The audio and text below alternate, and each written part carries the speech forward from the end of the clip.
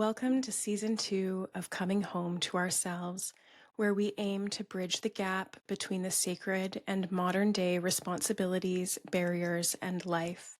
I am Denise Alyssa, your host, channel, mystic, and guide, and I aim to empower you to become your own self-healer and an embodied co-creator of your life, supporting you in shedding what no longer serves and aligning you with your most authentic and connected version of self.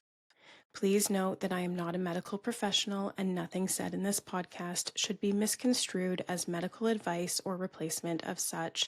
If you'd like to know more about my background, training, or the workshops, ceremonies, or other work I offer, please visit www.denisealyssa.com. Hi, friends. I am so excited to share our guest with you today. We have Trish Prevost from Healing with Trish in Tawasin, BC. Trish is a visionary, an intuitive healer, and a life mentor who helps people expand their lives in all ways. And I have met Trish through our community here locally, through the healing community, through different courses and classes, and I also recently won a session with her. I'm sure we'll get into that later. So, Trish, thank you for being here. I wonder if you would like to just take a minute to introduce yourself, and maybe we can share, just to get us started with our listeners, that you were a physiotherapist for a long time, and you took a big shift from physiotherapy with such a body-based healing modality to this spiritual and energetic healing work. So I would love to hear from you what it is that you do, and how did you make that shift from physiotherapy into this kind of work? I'm sure you have quite a lot to share around all of that. Thank you so much, Denise. It's really exciting to be here, and I'm so excited to share with all of you today. So, thanks again for having me on. I really appreciate the invite. And yeah, that was such a great introduction. And it's true that I did have like a 20-year career as a physical therapist. I also have studied and had interest in the human body since I studied it in grade 12. It was my first introduction to just falling in love with human anatomy, our body.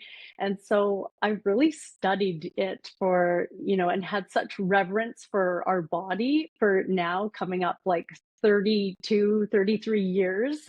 So everything that I've done is definitely directed to honoring and just respecting our bodies and how it's such an intuitive, sensitive container. And I just feel that my career as a physical therapist was such an amazing gateway for everything that I'm doing now. So the body essentially was always my guide, leading me a little bit further through everything I studied. It just took me a bit deeper and deeper. And over time, I really valued, obviously, always from the beginning, the power of human connection. And so I was always seeing the mutual benefit of treating clients and patients and assisting them to guide them on the road to recovery, and always seeing how much their stories had to do with why they were there in the first place. I was always listening very deeply. And I think just that, the value that is brought forward in our human connection, how we really are so all connected, was always teaching me so many lessons and guiding me. And the body itself, whenever I went to study something deeper and deeper, like from acupuncture to IMS to a system of Pilates to get people moving again, or to study the brain and spinal cord or the internal organs, it just kept calling me closer to myself, but also in a way that I became so holistic in my approach and was able to really ground myself and come home to myself even at a deeper level. And I just felt my calling. I could hear this inner whisper, these nudges where, honestly, like it just felt that although the just maybe the setup in the clinics, was never necessarily right for me because I always wanted more time. But I was so fortunate always having amazing bosses who allowed me that time.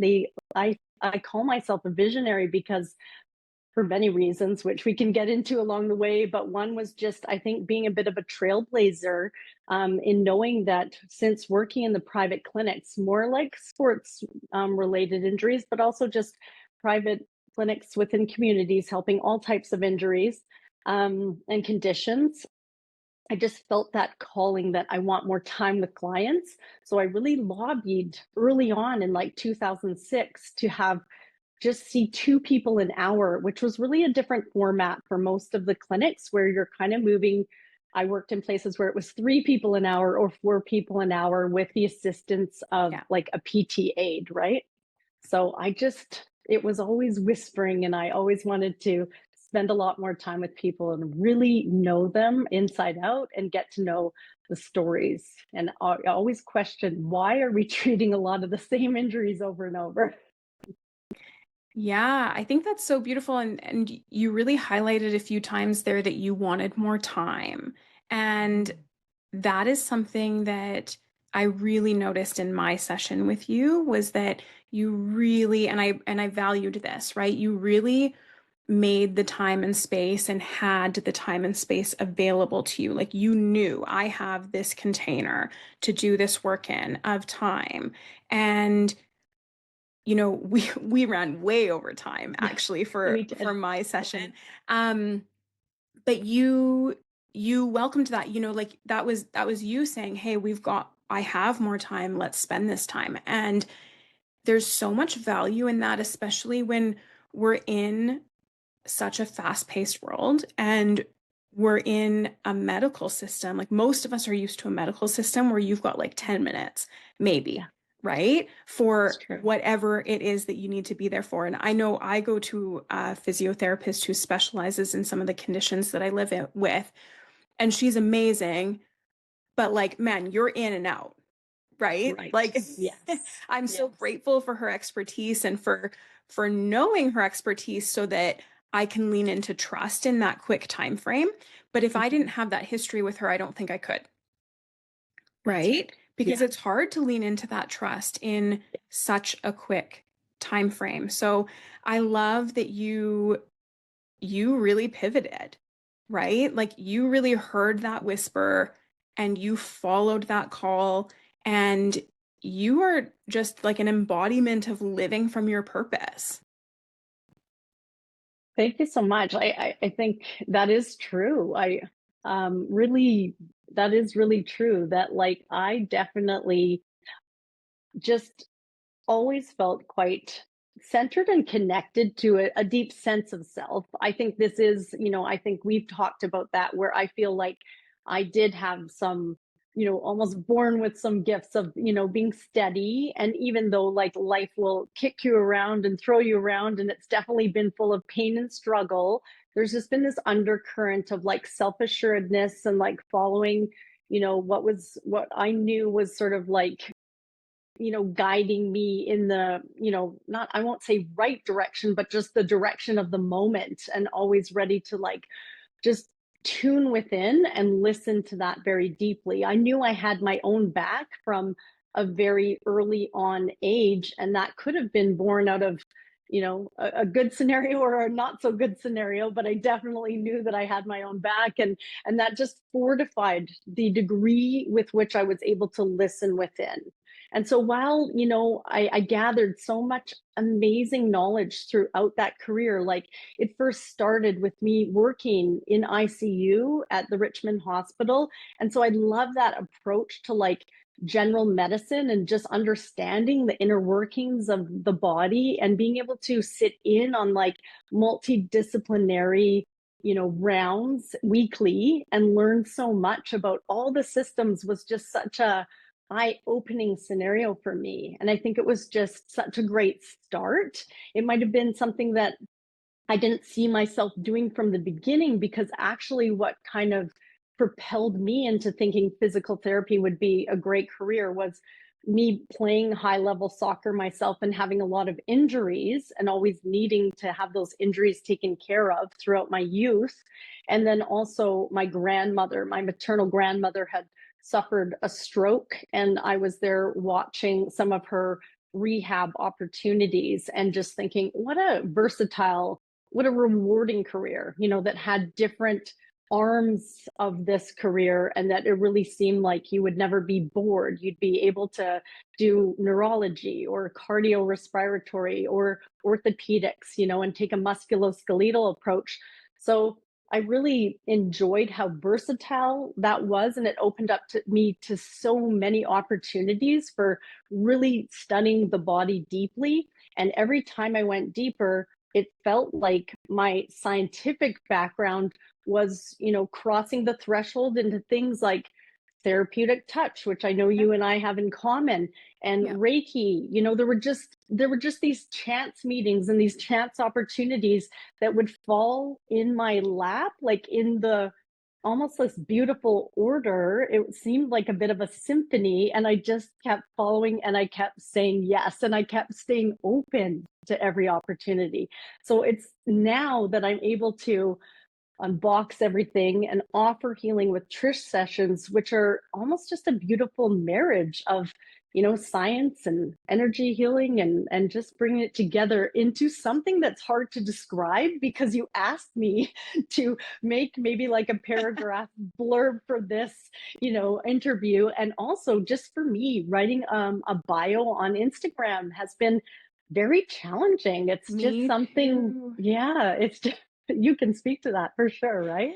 Yeah, so absolutely. That's something that I find incredibly challenging. And I can see why you would find it even more so, like when you have to combine all of your body-based background and education, and then like all of the woo, Yeah, right? Like right. how do you merge that in a language that people understand, right? And I know that you and I have talked about this in the past, how hard it is to kind of like quantify what it is that we do into language that people understand, because it's so intimate. And Yeah, when, I know that you do a lot of ancestral lineage work and a yeah, lot of like family healing work. And when you have characters who are, yeah, people who are playing roles in your life yeah, who get brought in energetically to these different sessions, or yeah. who play a role in the triggers or in the healing in the processes that you're in, and then this all comes through in a session. Well, how do you share that later, right? Like, I know that for my story personally, like my family story as a larger picture, my daughter is a big catalyst for change, and she's a big factor in our healing processes. But she's too young to consent to me sharing her parts of this story, even though they so Yes, intimately are woven through yes. mine. So, bringing that to light in the public eye can be a really challenging thing to do. And so, same is true for your sessions, right? When you have a client who comes in and they have such an intimate experience, you can't just go like blast that over social media, right? Like, You're right. so, Yes. but Yeah. I would, before we kind of like dive into your ancestral lineage Okay. work Yeah. and the different types of work that you do and how this has shaped your family life and whatnot, I'd love to know, because I'm always so curious about this. When you shifted from, like you were saying that it was like a symphony laying out before you, that you were just saying yes to the next step and you were Yeah. following those intuitive hits and those cues that were coming to you. And Mhm. I love how you worded it like a symphony. I think that's so beautiful and so accurate. Um, that's exactly what happens, right? We just say yes, we take the next step. The next step is shown to us, we say yes. And it leads us down this like incredible path. And that's what it's done for you. But I'd love to know a little bit about what that experience was like for you actually anchoring into that shift. So when you said, I'm done with physio, I'm going Okay. spiritual, I'm going energy work, you know, you have an incredible mind's eye for like the points of entry into the body. And I know that that's a Yeah. big piece of what stirred you to make those shifts.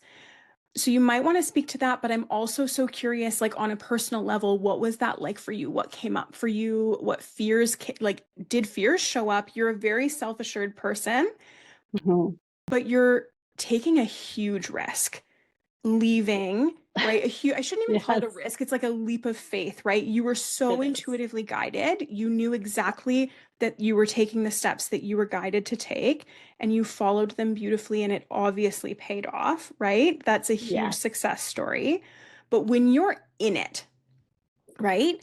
When you're Yeah. just taking those steps, Yeah. you're Yeah. leaving something that is, has a governing board, is Right. recognized by the medical system, is Yes. covered by benefits programs, is, Yes. and you're leaving that and you're going to something that, to put it bluntly, a lot of people don't even believe in, Right. right? And you and I Yeah. believe in it. We know Yeah. the power in it. We've Yes. experienced it for Yeah. ourselves. And Yeah. once you've experienced it for yourself, that's sort of all you really need to know, I think, in this work, I think right? so. But I would Yes. just love to know, like, what did that stir up for you? Like, how much courage did that take? And or were you just like, I just know, and this is it? Well, I love that. I'm almost and thank you. I love how you mirrored to me about like just tuning into that, it felt like a symphony kind of coming together. And I remember seeing on one of my, maybe intuitive decks, like tune into the soundtrack of your life. And that line really stands with me. And music is such an important catalyst in my entire journey, which that's probably for another day. And we'll get into it sometime if I'm ever coming back to chat. But like, thank you so much for just honoring the bravery that it has taken to just dive into some of those leaps, right? I Yeah. think that there was it was a natural kind of flow. So after I had my daughter, and my daughter is 15 years old, and my son is just turned 13. And so in 2012, I would have taken like a mat leave. And then in coming back from my mat leave, it was offered to me just, shifts that weren't, come back for certain hours at the clinic that weren't necessarily going to work with our life. My husband is in pharmaceutical sales, so that's another piece where he is bringing medicines to people all the time that are life-saving and life-changing, and I am kind of going, and it's a whole other podcast episode, but I'd love to anyway, hear that yeah, story one day. yeah, that's Actually, another I good have one. a Yeah. feeling that, sorry to interject, Yeah. but I Okay. have a feeling that we have so much to talk about. And That's great. I would love to hear from our listeners in the comments. What would they like to hear from you? Would they like to have you back? Yes. Because I have a feeling you'll be back, Thank you. maybe more than once, to share Yeah. some of these further stories. And maybe our listeners can weigh in on what they'd like to hear from you. But yeah, please I continue. appreciate that. So after coming back from that mat leave, it just, with the amount my husband was traveling at the time, it was a lot more than it is now. So it just wasn't going to work for our life. And that's where I made the leap to open up, physical therapy out of my home. So for a long time, and then that gave me the freedom of the time freedom that I could have, if I wanted to, 1 hour sessions with people. And I often did do that. But that really did lead to this. That was a big giant leap. And although those visits were still covered, it was that I was on my own. There wasn't sort of like just a built-in system to feed Yeah. those referrals, whether they were through ICBC or WCB claims or whatever it was. So really going on that word of mouth referral, and not not whispering to any of my clients that I was going to be doing this. It was more organically meeting someone in the grocery store and they're saying, "Where have you been? You've been on mat leave. What's going on?" And then, they would seek me out. Right. So that was nice, but I would suffer burnout because I was trying to build this, and I would see sometimes 8 people a day in here and just hit the wall and end up in, this was part of my opening too, is that I would end up with all of these body signs and symptoms that were intense, like sciatica or pinched nerves, walking around with only being able to have my hand on top of my head, and then go into MRIs and CT scans only to find that there's mild changes. It was more the body's way of screaming to me, like, enough is enough. So there was just a whole piece about, tuning in even deeper to the body, listening even more. So from about 2013 to 2020, that's what I was doing, seeing people, in a home-based business. And then COVID hit, and it acted like another catalyst. And that's when I think I kind of shocked, the world, as far as anyone's connected to me, by saying, I'm not stopping. I'm going to take this online. Well, how can you take it online? Because you're treating people like their bodies. What are you, crazy? So, that's where I was like, no, this energy piece, it kind of almost started out as like a big, huge experiment for me. But you're right, the level of trust and bravery to just unbox it all, I actually would have nights of feeling like sick to my stomach, thinking that I was going to let go of my current certifications, like, in this moment, to just be completely free and to just be unlabeled, like come out as just healing with Trish. And healing means so many things to me. That in itself could be a whole other episode as well. So I took it online. COVID hit. While the world was shutting down, I was starting to rev up. Thank you for sharing that. You touched on so many points in there and you were in the flow. I didn't want to interrupt, but one of the really overarching themes that I find to be true, both for my life and in almost everyone that I talk to, is that their body ends up guiding this. Their body ends up screaming at them if they're not listening to the whispers. It ends up, or a big catalyst for change happens in their life, the birth of a baby, returning to work that like does not serve your family, suddenly having to design your whole schedule around this like infant and partner and family unit rather than just, yeah, I'll work when I can work, right?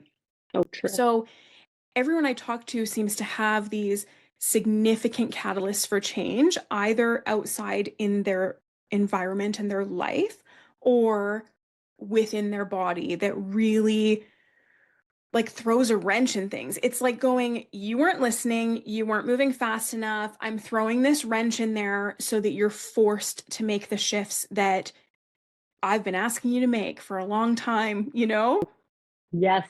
Yeah, You're so I think you've highlighted a few of those for us in your story. And I have to say, I also appreciate hearing, like, yeah, it took you so much courage that you had nights where you laid in bed, sick to your stomach, thinking, oh, am I really going to drop these certifications? Am I really going to take this big leap of faith? Because I have to say, like, you are a very self-assured person. You are, and you're very upfront and authentic about that, right? You're transparent about that, that you have this unwavering faith in yourself, in the body, in like the human potential, the vast human potential, right? And yes. whenever I hear you say that, I it gets mirrored back to me in an interesting way because I have this complete unwavering faith in human potential. But I rarely ever can connect with that in myself. I shouldn't say rarely because that has shifted. That has shifted significantly. And especially through really embodying this work and really taking my own leaps of faith into this work, that part has shifted significantly. But I can see that. Yes. Yeah, thank you. Yeah. But up until like not that long ago, Yeah. all I had was wavering. Right. Yes, right? yes. In myself, in what I was meant to be doing, in who I was, in the choices I was making, in the boundaries I was setting. Like Yeah. I wavered on everything for the majority of my life up until recent years. And so this work has really created that shift within me and really given me that anchor and that security, like that secure sense of self to know like who I am, what is mine, what is yours, how to Okay. set appropriate, loving, compassionate boundaries, all of these things. But when I hear you say that you have just had this like incredible unwavering faith, I'm so happy for you, and also I'm so glad to now hear that you're human, like that Yes. you've had nights where you were Yes. like lying awake, sick to your stomach, thinking, should I Totally. be letting go of these certificates? Should I be, things like that. I just love to hear that very raw Yeah. and honest side. I think you're always like raw and authentic, but this is just a different side because we've hit on one specific subject. And so I appreciate hearing that from you. Well, thank you for saying that, Denise. And honestly, and thank you for sharing. I mean, your journey has just been beautiful to watch, right? Like, and we've met, like we said, years ago, and kind of like we've been in and out of circles, and so probably through social media, just seeing each other. But like, I loved, working with you in Thank person. It was such an honor. Um, I think that's kind of so interesting that you're saying that, and I felt like forever I almost would kind of hide that light, hide that confidence, like sort of feel in a sense as a woman a little bit, ashamed to shine in that steadiness. And I thought, no, like the doors are off on this. It's all open. And, I will be sometimes in meetings, like maybe it is in like a women's circle, women in business or something. And I I didn't even notice because I was just in the moment saying, and I'm so proud of myself for this growth, and I'm so proud of myself for this, and I'm so proud of myself for that. And then when I stopped and I kind of looked, and they were all just like, and they were like, honestly, they were almost like there's just no words, and they're like, you're showing us what's possible too. We love that. We're just sort of unfamiliar with this, that a woman can just come on and declare, I'm so freaking proud of myself for this. And I was talking about my journey since like 2001 to 2025, and how it was kind of almost almost like encapsulated by these things, these little day timers that I still keep a paper day timer, and I still am writing things, and I'm saying a month, I told them that like a month that looks like this, that looks like so busy and crazy, I'm so proud of myself for that, feeling spacious and simple to get to this point where before it would have bowled me over and rocked me to my core. Yes. But this is like, I am so fucking proud of who I've become, right? So, Yes. and they were just like, who declares it? Like, how dare you? And I'm going, I do. No, I don't think how dare you. Yeah. I No, think they were inspired. Yeah. how beautiful for you to pave the way for Thank another you. woman who's coming behind you, who's watching you, to be able to say the same thing. And you didn't get there overnight. Do you know what I mean? Like you Oh, earned that right to be able yes. to say that and and to be able to speak with such confidence about yourself. And I think that that is beautiful. And I think you're right. I think that as women, we are taught to make ourselves smaller. Yeah. And, you walking through the world in the way that you are invites your daughter to Yes. walk through the world as a full, whole human, It right? Like does. not dimming herself down, not making herself smaller to make other people comfortable, like just owning who she is. I don't know your daughter, so I don't know if she's doing this, but I think that you're Oh, just she's doing paving that. the way, Yes. right? She is, yeah, that's Yeah. awesome. So, you know, you're paving the way for others to witness somebody who is living in their like fully embodied authentic truth of their whole being and allowing their Yeah. wholeness Yeah. come with them into every space that they're in. And I think that there is so much power in that. And just to be witnessed doing that, I think creates the ripples for other people to be able to step into that and do the same. Thank Yeah, I you. certainly don't think how dare you. I No, think how wonderful. and those women were not sort of, I think it was just more like rare. They hadn't seen it, just like it can come forward in a powerful way, right? I definitely feel that. I think the difference is that I was never outsourcing my decisions. Like that's where I kind of feel like I was never looking for permission through my entire journey, even from being a child. I knew I had the answers within. It was just, and I definitely have had pain, loss, struggles, challenges in relationships, of course, terrible losses, miscarriages, you name it, like deaths of loved ones, just the messy that everyone has through their life. That's the beauty of our brokenness, right? Like it's all there, but it's just this definite, like, inner pilot light that never goes out, and this real sense of like steadiness. And I looked into human design, which again could be another podcast episode for us, but I wondered, why is there something different about me that does give me that? And it is true that, of my, if anyone knows anything about human design, I do just have a very like a willpower, a heart center that is a very defined willpower that is connected to my throat. And that's it. There's a motor between those two places. And that's just like the sense of self, this unwavering kind of steadiness and strength. That willpower comes naturally to me. It is a little bit of, part of my unique blueprint, as you would sort of say about our human design. We each have a unique energetic blueprint, almost like our genetic code, or our astrology, right? Yeah. So I definitely am leaning on some things that are pre-wired in a sense, right? Yeah, that's beautiful. Thank you for sharing that. I'm Yeah. just reflecting. If I can just share how I'm reflecting as I'm hearing this, just on a personal level. Like I have always had this drive to survive, right? And I've been in several scenarios throughout my life where I really had to lean into that. And it was really life or death. And Yeah. I had to pull on every last string of strength Yeah. within me Yeah. to keep going. But it was like I always knew that there was something better out there. Like I always Yeah. knew that this was not the way it was going to be for me forever, that Yeah. there was just something driving that.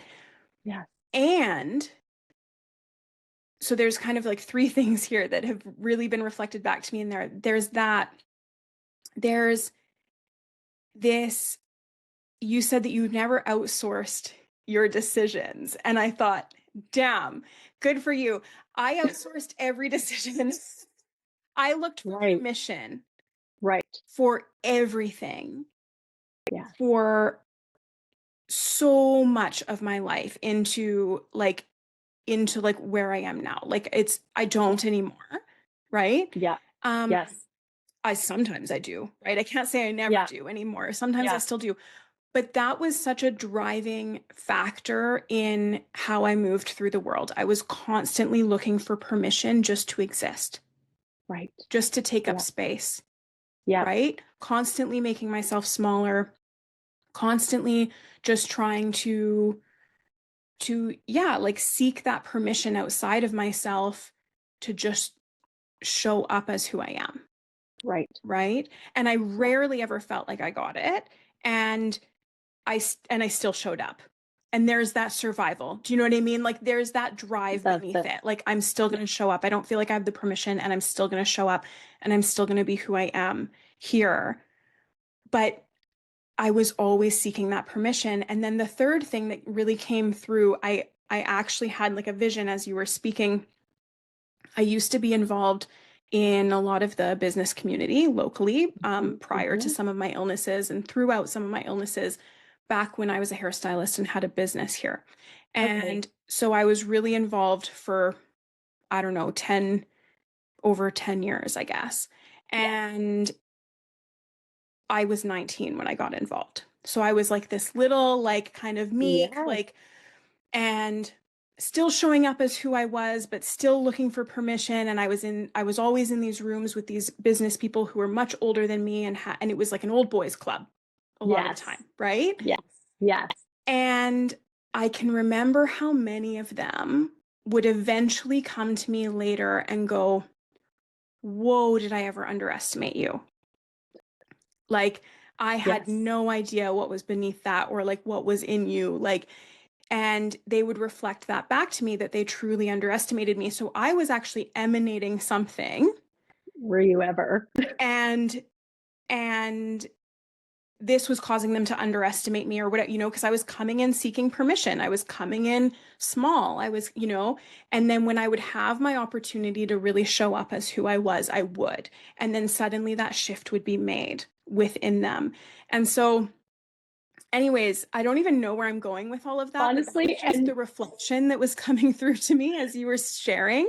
So, and when you just said I was emanating something, and I think you were almost saying like emanating like maybe not as much confidence, and I go, were you ever? I was like, you were emanating like this true self, like this inner knowingness, but sometimes we're the last ones to know, right? It's just like I have a great gift, of being able to connect and see and almost have a download, like an appreciation of everybody's like true essence. It almost kind of shows itself to me. Like we immediately kind of upon meeting, I just cut through the layers of bullshit and the whole, all the journey of struggle to get almost a picture of just the raw, true you. And then it's just like, oh, I feel that. And I'm so excited by that. And then it's just a matter of clutter clearing our life essentially and getting to like shine up what has always been there. So it's nothing that anyone has to fix or, you're not broken. It's like, let's just shine up this, diamond that's like just all the treasures that are shining within. And I had this experience when you were just speaking there, Denise, just in talking about like I call it the spiritual goosies. So it's almost just having a shower from the crown of my head right through to the tips of my toes. And it's just a real sacred yes, like, yes, So when you're saying, I just always kept showing up no matter what, like, no matter how down and out I felt, it's just, I knew there's not the end of my story. There's something more here for me. It's just like, I always showed up. And that's who I work with. They're just these amazing people. I just love celebrating the resilience of like humanity and people in general, is that like the people who just keep showing up despite the hurts, the losses, the traumas. It's like they still show up and they're willing to open their hearts. That I to know. me is just everything. I love that. And, you just light up when you do this work and when you see those things and when you have these conversations, right? You can tell. I love what you said about it's just like clutter clearing your life after that, because that's exactly what it's been like physically, mentally, emotionally, Yeah, psychically, energetically, right. clearing out those layers that a lot of Yeah. it was never mine to begin with. And so this is going to bring us right into what you do, because a lot of the catalyst for change in my life has been through doing the ancestral work, like on myself Oh, or with a guide. And we each carry so much that does not even belong to us, right? And this is not to take away from how much we carry that is ours, that needs to be, you know, brought to light or to be integrated or to be honored. yes. I always say like our Mhm. shadows are just parts of us that want to be loved, right? Yes, And you're so right. this is not to take away from what a lot of people are experiencing right now, where they have to go in and do that shadow work Mhm. and really love the parts of themselves that they have abandoned or lost or kind of shut off or stuck in a box somewhere that they don't want to Yes. deal with and tucked it back in a closet in their mind or their body, right? But Mhm. there's this other layer of stuff that was never ours to carry, right? And you do some really beautiful work around that within ancestral lineage work. And so I'd love to hear, like, tell us a bit about that work, and also, if you're open to weaving through it, like, how has that work shown up within your own family, and how do those kind of stories weave through? Like, you Yes, do this work for others, you do this work for yourself. I know you do this work for your own family, yes, right? And so, yes. how has this work shaped your family dynamics? And how has your family dynamics shaped this work? Because I know it's once you've experienced something for yourself that you go, wow, I know the power in this and I have to offer this to other people. Where to begin? Yes, that's a beautiful intro. Thank you. Oh boy. I mean, honestly, some lessons are learned in the moment, and some lessons are really learned in hindsight, looking back, right? To see how, like, the coming together, like, meeting my husband and us then, getting married and seeing what happens once we get married and how that shifts our dynamic from when we were just like dating and having like the WestJet long distance romance, right? So it's so interesting. Only years later, after doing the work, I think the kids, me having my kids, was the biggest sort of catalyst and motherhood, and these losses too. Obviously, I had a miscarriage before giving birth to Paige, and then Paige was born in a miscarriage between Paige and Cole, and then Cole was born. They have been ultimate catalysts for this lineage work, along with the human body kind of guiding me through my work, right? Which my work, as you mentioned, is just, it's our passion. It's beautiful. We hardly refer to it as work because we're here in service of everyone. And I wish that all families can understand this. So, looking back to some of the things that were occurring just when it was my husband Stacy and I, it's like that took me a longer time to journey, to then look back and go, oh, that's what was happening. That's why at times after getting married, we felt a little bit like we're worlds apart. What happened? This can happen to people. And there's stories we attach to that, oh, well, you're married now, the fun is gone, or, here comes the long relationship of like grinding it out in marriage land or whatever. But Yeah. it's amazing the stories we tell ourselves, right? But the kids were a catalyst definitely for this, because I think I shared with you in our session that, like, at the young ages of, like, 4 or 5, and then hitting certain particular ages like 7 with my daughter and 9 with my daughter, I just wondered and questioned, what the hell is going on here? Why does she have, why does she have it? Why does Cole, my son, have like intense levels of anxiety, like just that seem impossible for someone who's so young, like 4 years old, to have almost like the worries of the world on them. I also saw how I related to my children in motherhood. And for the first 7 years of my daughter's life, there were things about myself that I absolutely just shamed. I couldn't stand, right? It sort of seemed to activate this real, anger in me, and like frustration and impatience that seems so massive, sometimes to the point of rage. Like I felt so humiliated and embarrassed for sometimes, like the way that I would be so frustrated with things not going, we couldn't hardly transition out of the home, and I would quickly grab her and like just, kind of like aggressively put her onto this bench seat and just be shoving the shoes in front of my mom, and my mom's like, whoa, take a breather, like you step away. And I was going, where does this come from? I saw the look of fear sometimes in my own kids' eyes. And I wondered, what the hell am I doing? This is not who I am. This is not who I am at my core. But it seemed like this anger, ungroundedness was really coming and just coursing through me.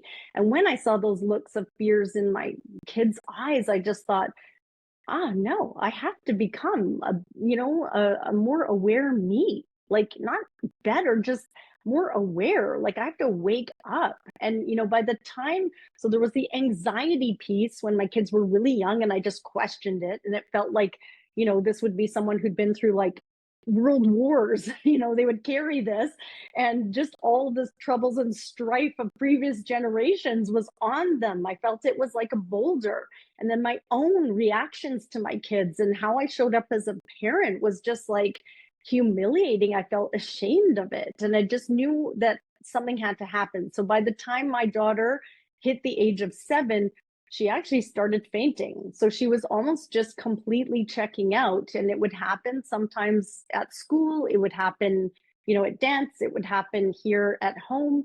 It would happen right when we took her into emergency, like right in waiting in the emergency lineup. So she was basically checking out to like wake us up, you know. And once we checked everything medically and we definitely ticked all the boxes and had her, assessed from all angles, and really followed all, the proper procedure to make sure it wasn't something that we were missing, we came to realize like she really was just checking out to wake us all up. So that was a big portal of expansion and a catalyst for the growth. And my husband, I turned to him and said, it's up to us. We have to do the inner work. Like we are the ones. And I always give this beautiful visual of like, if the parents wake up, we can basically put the umbrella over our children, and then we allow the stuff that came before us in the ancestry to pour through us, and we can shield our kids from it. If we're not awake and ready to do that inner work, because as you know, Denise, the only way out is through for the stuff that came before us.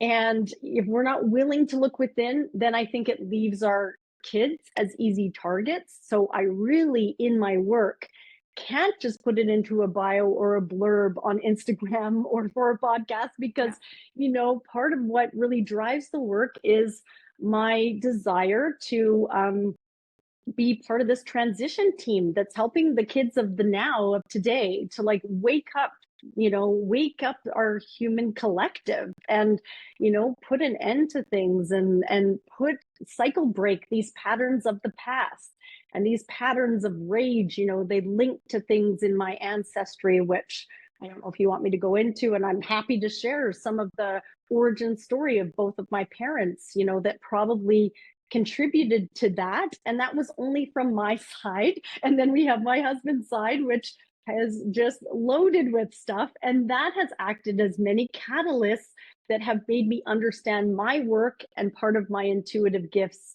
to such a deep degree. So we are just walking it. We are living it, walking it, shifting every day. If you know our family, we're not the same as we were yesterday, because something is always shifting, growing, and changing, but we're an awakened family doing it together. I love that so much. I love so much of everything that you just said. And again, I didn't want to interject, but I'm just going to go back through a few points that stood out for me. Um, First of all, I have to explain, I was laughing when you were sharing how hard it was. Like you couldn't even transition your toddler out the door.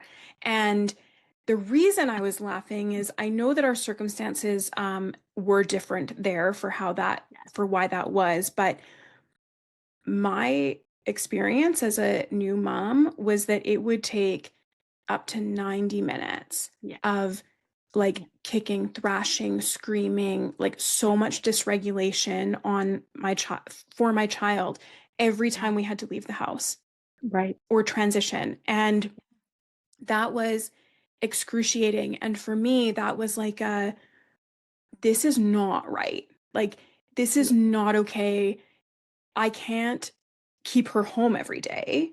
And Exactly. I can't put her through this several times a day to have to transition in this way that is clearly not working for her. And so we have to find a new way. And the story that you just shared about, like, you looked at your husband and said, like, this is on us. Like, we got to do this. Like, those are the conversations that we have in our household, right? That between my partner and I over the last, 4 years since our daughter was born, those are the conversations being had of, this is on us. Like, we need to find the changes that need to be made, and we need to make them, right? And we need to create an environment and a family dynamic that really serves everybody within it.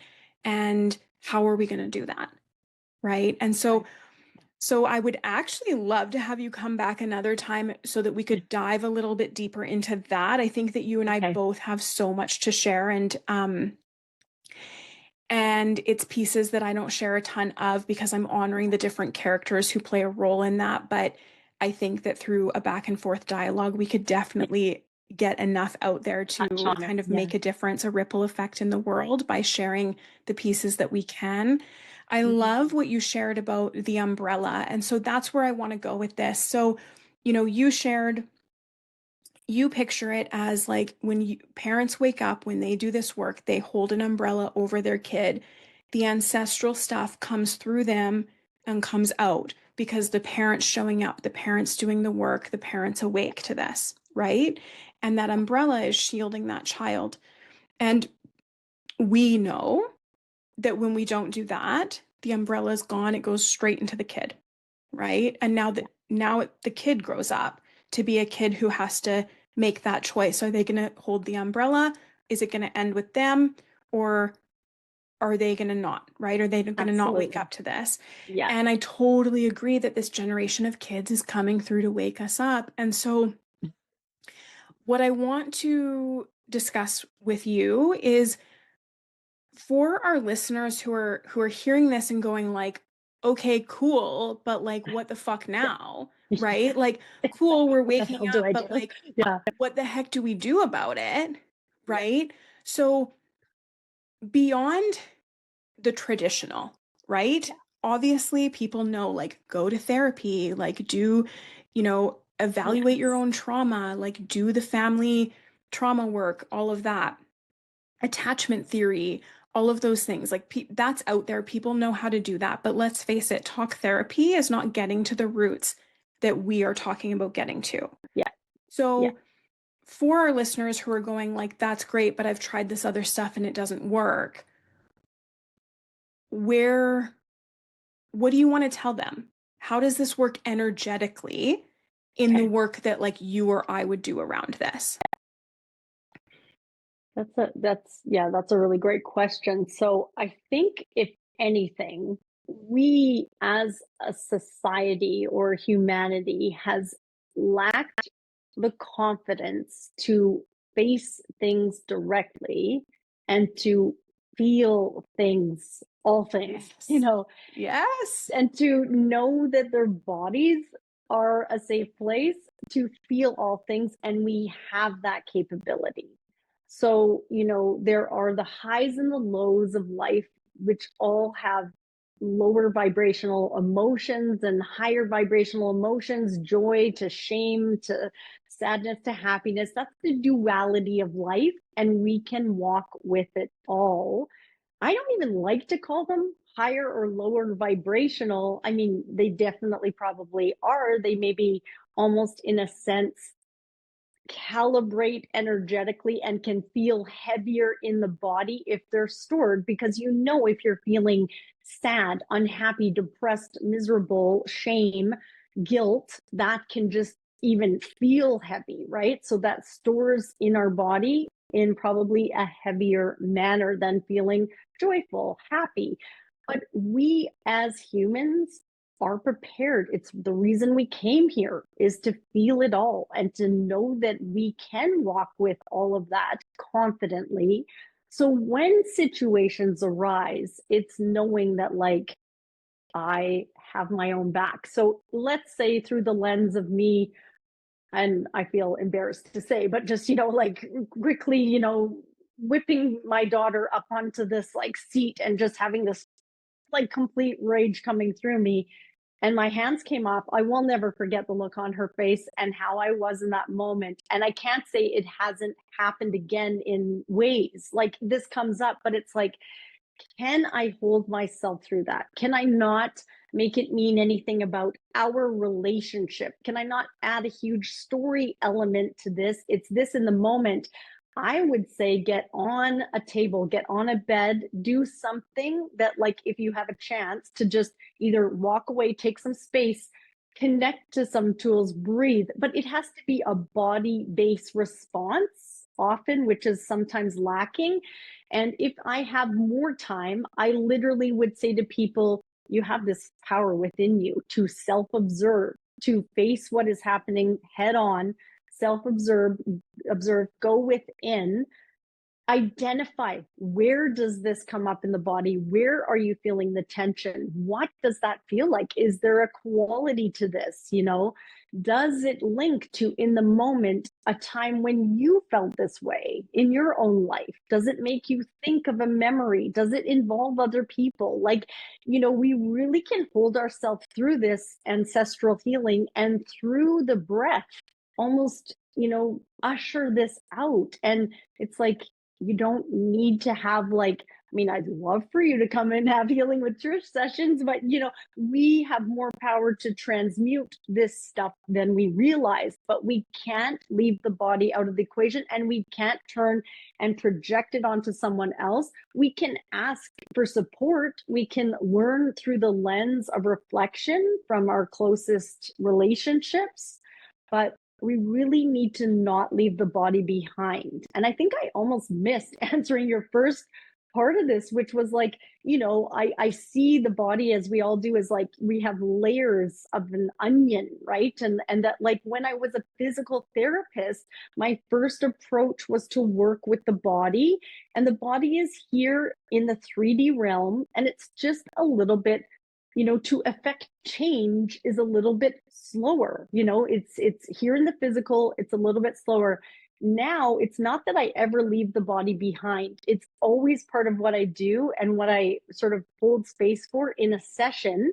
Whether it's online or in person, it doesn't matter. The body is going to feel these changes. I think because I have such reverence and connection to the anatomy, that it's not being left behind. But my entry points for the session are going through our emotional imprints, our soul imprints, these behavior changes, and these mental imprints. Those are all kind of connected in different dimensions. We as humans are multidimensional energetically. We just sort of forget about that. So because the session goes and kind of peels apart these layers of ancestral influences, soul imprints, it's faster. And then I let people know, how long is your body going to take to catch up to this session? So it's be with our bodies, and then give ourselves the grace when we're going through a tough time in our life. What does your body need? It will guide you. It will lead the way. Sometimes it feels slow. It's after this outburst I had, did I need a couple days to just nap in the middle of the afternoon, something that is foreign to me or whatever? Take it, do it. It's asking us, it's showing us. I'm not sure if I really That's okay, answered Trish. that, I Denise. I I love what you're sharing, and one of the pieces that you highlighted that I want to go deeper into is that it's faster than the body, right? Your entry point through energetics is faster than the body. So when somebody shows up in your space, let's just say I show up in your space Yes. and I'm here for a session, and we know that there's some ancestral stuff. Let's say, maybe not me because I've done a lot of this, but let's say somebody new comes in. They've never done ancestral work before. They've never looked at family lineage or baggage, or the threads that Yes. that connect them energetically down through their lineage, backwards and forwards. Now, I know that you have tools, and so do I, but I want to hear about yours, the tools where somebody comes in and you can tell you're picking up on a lot of ancestral stuff that needs clearing, a lot of stuff that they've been carrying that was maybe not theirs to begin with. Yeah. And you work with a pendulum, you work with some energetics to really connect with what those are. And I know, you're charting the whole time, just like you're still a physio, right? And you're drawing the family tree, which I think is incredible. And not only the family tree, but beyond, into the marriages and the in-laws and the things like that, right? I love your lens for this work. And Thank you. so let's just say someone shows up in your session, they you're sensing in, you know that they've got some ancestral stuff to clear. You want to go into the family tree. What does that look like from their experience, like showing up in your space and experiencing this, and then also from your experience, what are you seeing? What are you experiencing as you're clearing that and doing that work? It's so basically when I say, I'm a visionary, it's that trailblazing piece of knowing that for myself, there was always this certain path and I would listen to the nudges and follow it. The visionary is what I understand is like a clairvoyance, a clear seeing. Not that I can say that I see, ancestors, sitting here next to me on my Pilates equipment here. It's not how it works for me. The seeing is like being able to just somehow see, and it's seeing through feeling. Seeing through feeling was one of the first gifts ignited for me in my sessions, even as a physical therapist, right? I just gave myself over to the intuitive wonder that was happening through my hands. So if someone came for like an ankle sprain, I might be releasing their bladder because I'm drawn to that area, and then never touch their ankle and their ankle will get better, right? So it's just like trusting what I was feeling. And I think that having been guided through that just bit by bit over like a 20-year career has led me to finally tune these intuitive gifts. And then I start to understand just how far I was seeing. And probably as a child, I was seeing so far into this without knowing. I mean, in grade 4, I already was needing very thick glasses. And sometimes I think it relates to seeing too much, it really is, can feel like that, So it's and it's not that I would ever want someone to, when someone makes an empowered choice to come into this kind of work because they've had a moment where I've had a moment saying, enough is enough. I have done the struggle based life. I know this isn't, there's more for me. There's just more to keep opening up.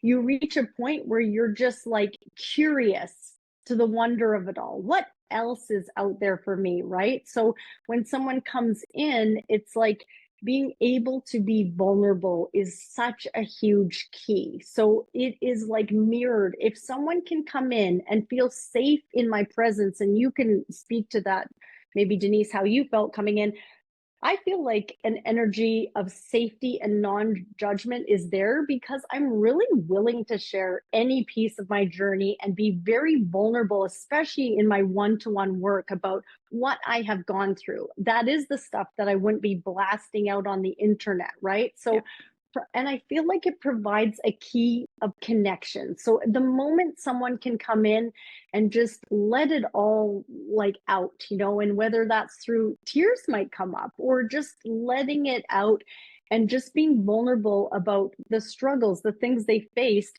I feel like it's in the moment for me. It's why I can't necessarily describe it exactly, but that opens up and I'm like, now I sense a feeling of like, oh, maybe there was through the paternal line this struggle, like a strained relationship through what I'm hearing the person tell me. So it's so unique. It's I'm meeting everybody in the moment. No one session is the same, and there will be a piece where we then go in an accelerated manner and we kind of hone in, and sometimes it is through that pendular work, like pick that thing up and let's go.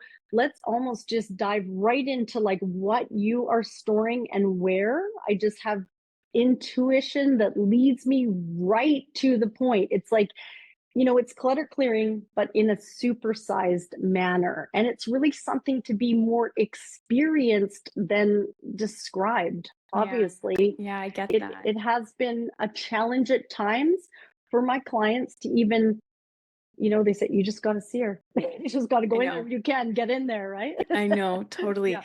I one of the things that's, being shown to me right now that I would like to share for our listeners that I really appreciate about some of this energetic work when it comes to ancestral stuff is that you don't this is not to like negate the need to feel things, right? So I'm not talking about like the things that are actually like ours to carry that we do need to feel, we do need to Yeah. process through the body. But there are other things that are just there that are not ours. They've been felt by all the people before us, or they've been Yeah. stored by all of the people before us, and they're not ours to carry. And so I love when I show up in a session and I see somebody who is ready, is open, is at the Mhm. point of being at a point to let all of that go, Yeah. right? And then either through, you know, clairvoyance or through pendulum work or through sensing work, you can see the way that I see it, the way it shows up for me is these threads that link them to Mhm. all of their ancestors and all the way back to the original mother for Yeah. me. This goes all the way back and it goes all the way forward. And Yeah. so there have been times in my work where, and I think for you too, so I'm hoping I'm putting some words to some of your experience, and you can correct me if I'm not, is that sometimes you see these threads, you see these blockages, and for myself, I can go into them and I can clear that thread and those balls of energy that are like carried along that are Yeah. now showing up in this person's energy field. And when you can go through and clear them in that way with consent from the person in front of you, with consent Yeah. from their higher self, you're working in the highest and best of everyone involved. So you are aligning with what that person's ready to receive right then and there. And you go through and you clear that line and it clears forwards and it clears backwards and it's like this backpack has been lifted off of them, right? Mm. And suddenly, you get the feedback that the way that they're responding to some of those situations is just changed like Yeah. overnight, Yeah. right? Yeah. And that they can't explain it, but they're walking through the world so differently, that they're responding to triggers differently, that things that once like really grated on them just don't bother them anymore, and or that You're so suddenly right. like they're able to communicate, they're able to say the things that they were never able to say before, or to show Yeah. up in a version of themselves that they've never been able to show up in before. And so that's what I love, because there is a huge place in this work for feeling and for body-based stuff, and that's a very significant piece of this work. And there's a place where the feeling isn't always so necessary. Yeah. And you can just clear that and you can Yeah. see it that it's like it's gone from their energy field. That block that was like in their liver, like stagnating stuff before, is gone and things are flowing. And now their Yeah. skin's clearing. And now Yeah. do you know what I It's mean? And wild. now they're not It's feeling so wild. sluggish. And I so know.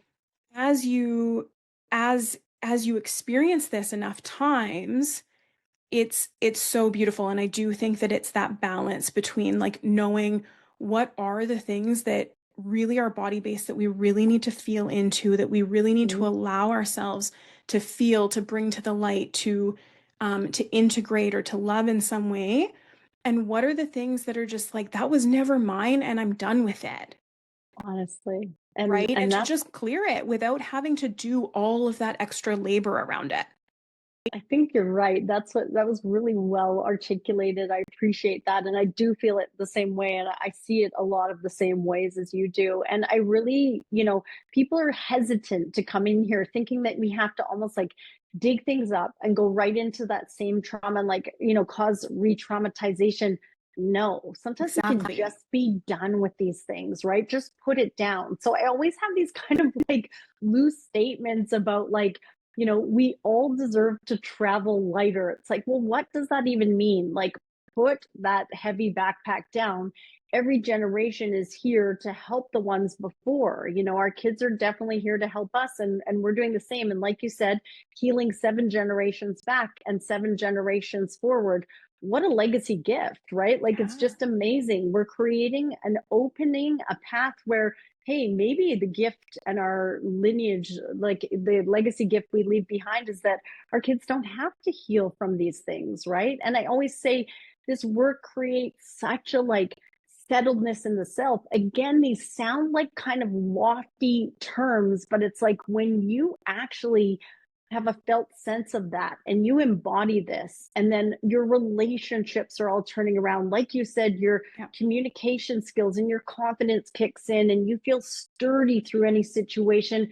It's like, how do you put words to I it? know It's a it feeling. You, transforms how you walk yes, through the world. It you completely become. transforms it. It And, really does. and I don't think that that's to say like, oh, our kids are not going to have to heal for, like, if you do enough, if you Yeah. wake up enough, then Yeah. like your kids are never going to have to heal from anything. And if your kids have to heal from something, then like you fucked it. Like it's, No, we've you all didn't fucked do them it. up You know what I mean? already. Like we're all souls who Yeah. have Yeah. chosen this human life. So we are all going to Totally. have our Yes. own path to walk. We're going to have our own stuff to heal from. We're going to have like our own journey that is part of our soul's evolution, right? That's why That's we right. choose a human body to come here and have like the experience Yeah. of a lifetime of this evolutional growth of the soul. So Love it. we're not, our children are still going to have things that they have to heal from. They're going to have their own soul's path. You But really I do. think the goal is like, let's not overburden them so much that they can't even access their own soul's path because they're too Right. busy clearing out ours. That's true. That's true. Like one of my clients always said, like, here in Canada, there's the IKEA commercial. It's probably an old one where, a car is driving and it has like a million things strapped on top of it. It's like a Volkswagen and it has a million things. And it's like, oh, maybe there'd just be like 5 bags of luggage or whatever's on top of the car instead of 20. Who That's knows, right. right? Yeah. But you're right. It's Yeah, just good exactly. little And visuals to think of. I think too, like, it's not just about, you know, it's not just about healing. It's not just about clearing things for our kids. It's about having like the most connected and joyful experience in this life that we can have, right? Right. We don't Right. like, we want to enjoy this life that we're here to live. And Yeah. we're human. So being human's fucking hard. Like, you're going to Is it have ever? illness, you're going to have death, you're going to have traumas, you're going to have experiences that shape you Yeah. in the most challenging ways. No, of my opinion, like not a Yes. single human comes out of this unscathed, There's right? no way. There's no way. And Yes. and we're here to have an experience. We're here for our soul's evolutional growth. And so why not have some fun with that, I right? agree. While we're I here. so And agree. so that's really hard to do when we're so bogged down with Yeah. everything else. And you know about my health and stuff. Like that's very hard to Yes. do when your body is like screaming at you and Right. when things are really working against you. But through this energy work and through being with ourselves in these ways, we have the opportunity to really open up to new possibilities Yes. throughout that, even through adversity, within adversity, and beyond adversity, right? It doesn't have to be the Absolutely. same way forever. Just because this chunk of your life was one way doesn't mean you have to act from that space for the Exactly. rest of your life. You still have all of these years ahead of you to open up to this unlimited potential and growth and joy and abundance and love, you Opportunity. know? Yeah. Yeah. An So, opportunity. Yeah. yeah, one of the pieces that I did also want to highlight that you mentioned earlier was that the body is slower, right? And so these entry points that you're using through energetics is quicker. And it can take the body some time to catch up.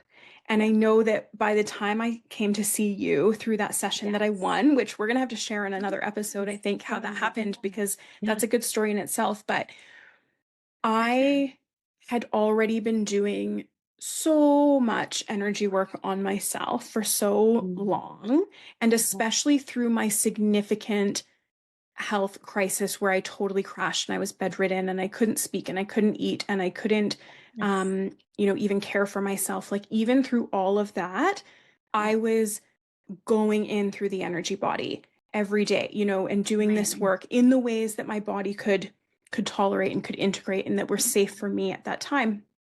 And by the time I got to you, I said, I feel like I've done everything is pointing me in the direction of like the energy work is done. Like as from an energy body perspective, not done. I Hmm. don't think you're ever done, but Yes. from an Yeah. energy body perspective, I am well. I Yes. am healthy. I am Hmm. vibrant. I am not this physical body that still needs to use a wheelchair for outings or that still, struggles to Yes. manage like basic day-to-day care tasks and things Mhm. like this. This energy body of mine is well.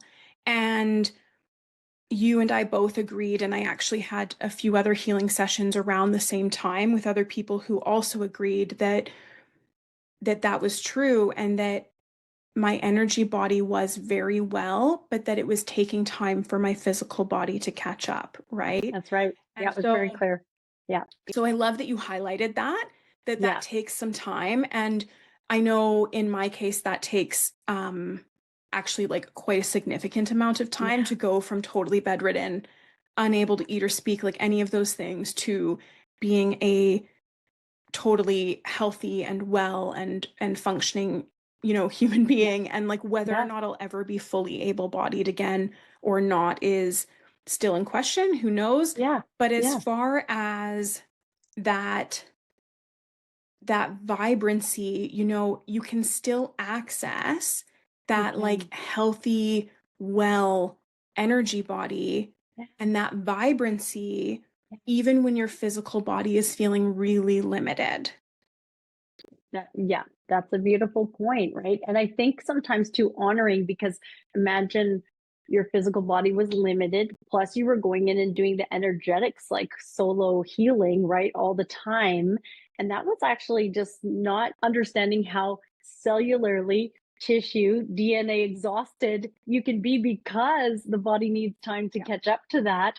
Then you come in for a healing session with me, and I'm adding on, hey, it's going to be this many days. Like, I really, we haven't actually caught up about how you navigated all of that. And it's so brilliant that you have that awareness to hold yourself through that, and to just ride those waves and trust that whatever comes up, you can handle it. But such fantastic awareness and presence of mind to understand that there's almost different timelines for, and then we're bringing it into like, when are we all on the same, all aspects of us getting on the same timeline? And then it's like, wow, when might this happen? You stay open to that, like it's to the wonder of when that's meant, and you don't judge yourself for where you are at. I almost described it, the feeling of you being a little bit caught between worlds, and I'm not sure how that resonated with you. Yeah, absolutely. It definitely resonates for me. And one of the things that I really appreciated in our session was that you said, like, you pendulum tested and did what you do to figure out how many days or weeks or Yeah. months or whatever would my Mm. body need to integrate the work that we did Yeah. together there, Yeah. right? Yeah. And although that is not the same like the time that I was still integrate, I Yes. we Yeah. both knew Yeah. that I still had also, maybe a few more months to go for Right. integrating all of the other work that I had been doing. But Yes. I think it's really nice to have, I've never had it a healer put it in that way to me before, where they're like, this is how many days or weeks this session is going to take to integrate into your body. And on a physical, like human level, it's Yeah. really nice to have that kind of like anchor point to come back to of, okay, I need to be like really gentle with myself for this amount of time, or, oh, I'm Yes. still in that integration period and I feel like I need a nap today. Like maybe I should lean into that, right? And just allowing Yes. yourself that extra space and that extra grace as you move through that, because it is going to change. It's going to fluctuate depending on like who you are, what work you did, like how much your body, Exactly. like how many resources your body has to integrate at Yes. that time, like you said, on a cellular level. And so I actually around that same time did a similar practice for myself to say, okay, how long does my physical body need to integrate all of the past work that I've been doing? Wow. And Very cool. I Yes. wrote it down and I haven't looked back at it, but we're recording in March. I think this episode's Yes. probably going to release in July. So Okay. there's going to be a bit of a gap between now and then. And if I remember correctly, my timeline was going to be somewhere around like June that I was going to start to see Amazing. the Yes. integration of like the past Yes. work. And, for our listeners, just keeping in mind that that's like a few years of work that I was doing. You know what I mean? That's Like a right. couple of years Yes. of work that I was doing. So, um, quite consistently. And it is so important to allow that space and time for integration so that it really Yes. can land on a cellular level instead of just like jumping back into life, like Honestly. totally ignoring it, going and like, oh, now I'm in a rush and I'm late. So I got to hit that fast food joint on the way home and Yeah. I got to Yeah. burn through this deadline that I'm in. So I'm going to just drink 8 coffees today and not rest. And I'm going to work Yeah. until midnight because I've got to hit that deadline tomorrow. I know. When we go back into life like that, there's Yeah. no space for That's that right. integration process. And I also think that that's where like integration sickness can come in, right? Yeah. Where Yeah. you're not creating that space, you're not honoring that. Now suddenly you have like the potential for a healing crisis. Yeah. Yeah. And that's, thank you for pointing to that. That came as almost like a divine download for me that like hold people through this, like after they're done the session, because it was that I never understood the transformative power of a single session because I was, again, just following the steps and the whispers and doing this and transitioning out of like just, physical therapy work to including the emotional body, the mental, the spiritual aspects, the soul imprints, the contracts. It's like, what? And so I was just, growing and shifting with all my clients. And then sometimes I would wonder, and so many lessons in my personal power were learned through not personalizing how for a long time clients were either a one and done or they were all in. They were a one and done often because I didn't understand what how powerful this was, and that at times they left, it was a massive clutter clearing that was just like it acts as like, it's just like let's it's agitating a bit. Like it can be, it doesn't always have to be, but it can be for some, especially if you're first walking into it. And they'd be like, you ruined a dinner party. I was hosting a dinner party Yeah. that night. Like Yeah. I had plans to do a Costco shop. I'm like, I had no idea. So like that was a few 3 4 years ago where I didn't realize just the huge transformative power of this and how they had to be held through it, just even by me giving some of those ideas of days, and then they would hold themselves through that. And a lot is learned in that integration period, for the individual, which is so amazing. And so what's so cool is to watch how everything starts to kind of sharpen. And as I said, all these pillars of health coming together, and then wait till you find out that it's like you had instant integration. Like, wow, right? Like this potential exists, it's out there. It's cool. Yeah. And I do think that's where it's really important that people have respect for this work and Mm-hmm. not in the way of like, oh, you need to respect what we do, but hold yourself with Yeah. respect through this work, Yeah. right? Know that you have to have this space before and after for integration. Like, know that you need to Yeah. stay hydrated after these sessions. And, Yes, absolutely. um, I recently recorded an episode that I think is going to be part of a much broader conversation around energetic safety and knowing who you do this work with and how to keep yourself safe through this work. And so, maybe that's a conversation for another day because I know that that's an important subject that Mm-hmm. needs to be talked about more Yeah. so that these people aren't coming in for their first session and then wanting to go to a dinner party. Do you know what I Yes. mean? Like I would Yeah. Yeah. like knowing Or what I know, I would never host it. go Yeah. to and I Yeah. would never book an energy healing session on the same day as a dinner party. Like I just would, No. And Yeah. so yeah, I think that that's part of a much larger conversation that I Mm. have already started to have on my Great. podcast and that I hope to continue to weave through future episodes because there's just so many layers there and there's so much to talk about. There Um, is. yeah, And thank and you. thank you, Denise, for like the work and the awareness that you're bringing into the world. It's so needed, and it's just so fabulous. I really want to thank you for just how you show up all the time, and and you show what's possible by showing up at times when you're maybe not feeling 100% and you still are showing up. It's just very inspiring. So thank you for everything you do and everything you put out in the world. Thank Really you. Thank appreciate you that. for Yeah. being here. It is, I'm sure we're going to have you back because Thank there's so you. many loose threads from this conversation that I want to pick back up, and that I know that we're at time here, but thank you for being here, and even beyond just being here, thank you for being somebody who just walks so fully anchored into their purpose.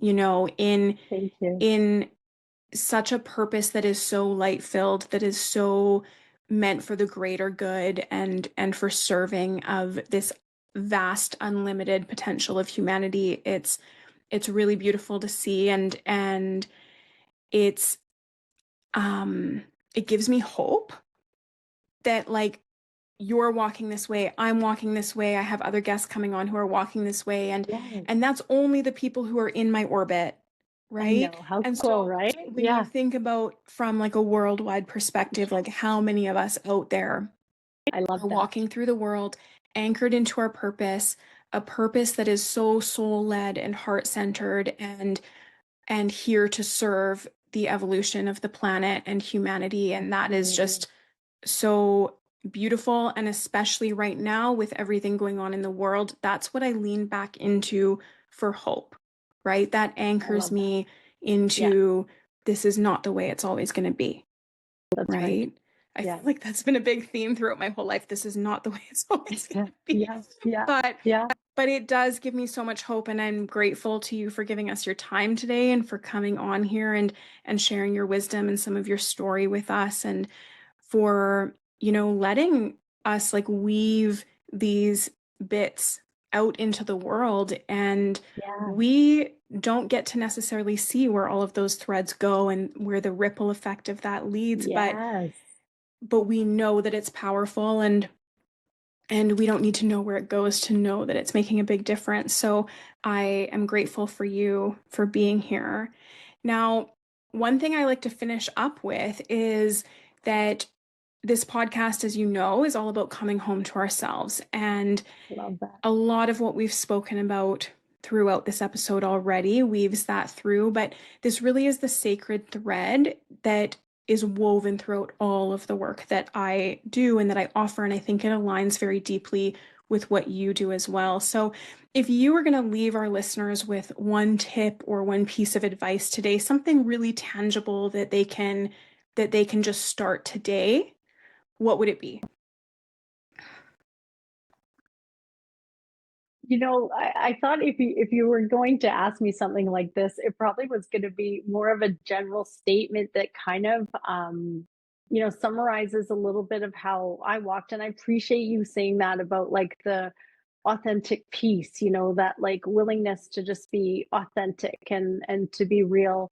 I really wish us all like the courage to feel it all, and the confidence to embrace freedom. Look for freedom everywhere, but if there's something tangible, it has to start from within. And I always say, like, people, I'm like, you all like always walk past the mirror and like look at yourself and go, I'm fucking awesome, don't you? And they're like, no, that's not easy for me, Trish. So, like, if anything, I think it's like a great place to start is to like just walk past that mirror. And if on days where it just feels like it's so hard, like look at just even, I like the way that my eyebrow shape is or something. Find something, right? Yeah, We're all so I love unique that. and we're all so amazing. I just want us to like ignite some of that swagger and that lightheartedness. So that would be, it starts within. And we're all so beautiful and we're all so connected. And I love people, and I believe in all of us. So I love that so much. If I can share, um, I'm going back like over 10 years now in this story. yeah, Okay, so I'm probably going back like 13 years. And I was not into this work at all. I didn't even like yeah, believe in this work yet. Um, I couldn't meditate. Like I couldn't sit with myself at Yeah. all. Yeah. The thought of feeling my feelings was like gross, like not gonna Yeah. have, like, no, it's not safe. Like it didn't feel safe. Yeah. It probably wasn't safe at the time, to be Yeah. honest. Um, I was living in fight or flight, all like constant, but I didn't Yeah. know that, right? I didn't have that awareness. Um, I was really depressed. I was really anxious. I I really was like losing hope, right? Mm-hmm. And I've been in that place multiple times throughout my life. So I knew, like, okay, it's time to make some shifts, but the shifts that I made Yes. before didn't work or didn't stick. So what do we make now? Yeah. And I started leaving sticky notes I love that. on like the places that I would see the most. So there was like my light, like below my light switch in my bedroom, like coming in and out of my bedroom door, Yeah. on the bathroom mirror, like Yeah. on the coffee pot, right? Like Yeah. Yeah. on the cupboard where I'd get the mugs. I still drank like 8 coffees a day at that time, Yeah. right? Yeah. Okay. And what's water? Like, so, Yeah. right? Yeah. Yeah. And Like on the visor, maybe like yeah, in your car, I right? left them everywhere. And I also bought this like framed picture. I still have it, like almost, 15 years later or 11 years later, whatever it is. And it's now in my kitchen. And I almost never look at it anymore, but it was placed right where I would see it when I opened my eyes in the morning, right? So, right from my Yeah. bed, I could see it. So, it was the first thing I saw. And it said, "Today I choose happiness." I And love then that. all of these post-it notes were different Mhm. affirmations that aligned Yeah. with like what I was seeking. I didn't believe them yet. I fully felt Yeah. like I was lying to myself, but Totally right. they would say that. And so every time I'd flick on the light switch, I'd have my affirmation there. And then I'd go to the bathroom and in the mirror, I'd have three different ones there. And above the coffee Yeah. pot, I'd have another one there. And I did that, and that transformed my life. Like I I really believe, I know that with affirmations, like it's not that simple. You can't just Yeah. like trick yourself into thinking that, there's a lot of True. different layers and it's not something that Yeah. happens overnight. But I was using it in conjunction Yes. with like a gratitude journal. This was at the same time, I actually just created a gratitude immersion for people because this was another like Amazing. very Yeah. pivotal piece of Yes. my life at that time. But I Yes. had the post-it notes. I was doing gratitude journaling. I was doing affirmation work. I was sending love to somebody every single day, like just in my journal. And that is how I really started to pivot Love from it. and when I look back, like if I see a photo of myself from back then, it's Yes. like I don't even recognize myself energetically. Like That. Yeah. it's not like, oh, that Yeah. body shape was different or that, I don't Right. recognize that person. It's like, whoa, that's like a different energy. That's a different person, Totally. right? And so it's those very small, tangible shifts that really start to create that ripple throughout your life. And then and I Yeah. was using an app to teach me meditation. And it was one of those ones that like has to talk to you the whole way through. You only do a few minutes at a time because you literally Yes. can't sit for longer than that. Yeah. And, Headspace, that's what it was. Oh yes, And headspace. they're Yeah. like 10-day learn to meditate or whatever. Anyways, Yeah. so that changed so much for me. So I love the advice that you just offered. And I would say to our listeners, like, if you're not there yet, if you're Yeah. not at the point where you can look at the mirror and go, whoa, I love my eyebrows today, or whatever, Yes. Yeah. Yeah. write it on a post-it note. Like, Honestly, choose right? one thing, right? Because And you're it talking about became, the compound effect, right? It adds up. well, yeah, and I read that book at that same Yeah. time, The Compound Yeah. Effect, and that was another huge like Yes. shift in my trajectory. It was that combination of, Love it that. was that book, it was You Are a Badass by Jen Sincero. It was like there was a Yeah. bunch of them that I read all kind of together, and it Yes. really transformed my life Love and that. shifted me onto the path so that I could then, continue transforming through different ways and eventually get to where I am today. But if you're, for our listeners, like if you're sitting there going, wow, there's no way I can look in the mirror and like feel like I'm authentically telling myself that I love myself that day or whatever, just write down on a post-it note, like, I act from love, Yeah. Right. right? If Yeah. you can't Yeah. make it about you yet, Yeah, Make it that's true. about being heart-centered. Make it That's about right. acting from a space of love.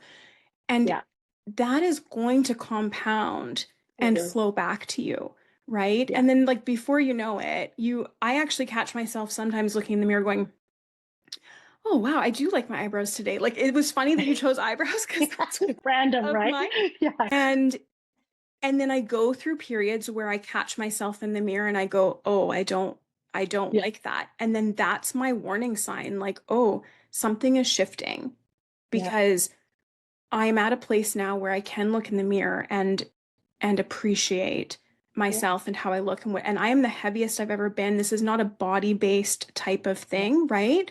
yeah. This is just my energy field, my That's right. my appreciation for who I am, for how far I've come, for how I show Yeah, up, that's right? true. Yeah, So thank you, Trish, for that, for such a thank you. tangible and simple, and I think very divinely led guidance that you gave Peace. them Yeah, because it's led into this further share. And I hope that that yeah. serves our listeners in You something that too. they can really connect with on their own. So, So Trish, we're beautiful. gonna wrap up. Thank you for being here. Before you go, I want to tell our listeners how do they find you. I am gonna drop your links in the Thank description you. below, but if you can just tell them like your website, tell them how to find you. Sure. Thank you so much. Yes, I'm on Instagram under Healing with Trish. I have a Facebook business page as well under the same name, Healing with Trish, and then a website, www.healingwithtrish.com. And by all means, even just joining a mailing list, I know it's tough sometimes with getting inundated with mail, but, I try to keep it like to few once or two times a month or something. But yeah, I would love to stay in touch with anyone. And by all means, I offer like deep dive sessions, which are like 2 hour sessions plus, and then also 1 month and 2 month journeys. So if someone's ready to dive in a little bit deeper, I host and teach some master classes generally once a month. And then sometimes there's free activations that I'm offering throughout the year when I get that sense of like, okay, we're all going through something. So just keeping an eye on the social media will keep you posted. And of course, all if you have connected to my story in any way, there's a lot of shares to dive into there. There's a lot of vulnerable shares that I have placed for about 4.5 years on my Instagram. Yes, and I do. I Yeah. like seeing your shares there too. So, thank you for Thanks, that. Denise. And I will link those below on any of the platforms that I can. Thank you so much for Thank being you so here. much. And to our listeners, I really hope this served. Thank you. Thank you all. Thanks. As always, I am trusting you to take what resonates with you and leave the rest behind. Please be sure to hydrate and care for yourself well, as any of the energetic transmissions, meditations, or self healing prompts integrate into your system in the coming days or weeks. As with all the work that I do, I ask that this aligns for the highest and best of everyone involved, and I trust that you will only receive that which is in true alignment for you at this time. If this resonated with you, I invite you to consider giving back through your likes, ratings, comments, shares, or subscribes, as those help so much on these platforms. If you're ready to go deeper than what these platforms can provide, I offer ceremonies, workshops, guided practices, and more at www.denisealyssa.com. I look forward to connecting with you there.